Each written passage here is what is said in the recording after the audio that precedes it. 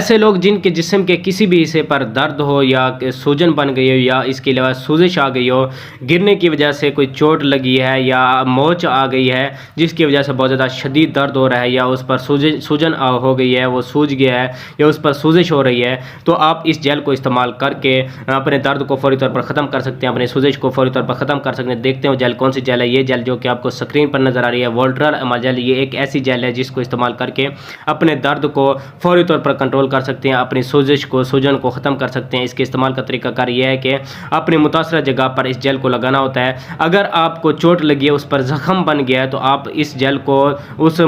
زخم پر ڈائریکٹ استعمال نہیں کر سکتے۔ زخم نہیں بنا لیکن آپ کو درد ہے، تو آپ اس جیل کو درد کو ختم کرنے کے لیے استعمال کر سکتے ہیں۔ آپ کے ہاتھ پر درد ہو، آپ کے ہاتھ کے جوڑوں میں درد ہو، آپ کے پاؤں میں درد ہو، آپ کے پاؤں کے گھٹنوں میں درد ہو، یا آپ کے بازو میں درد ہو،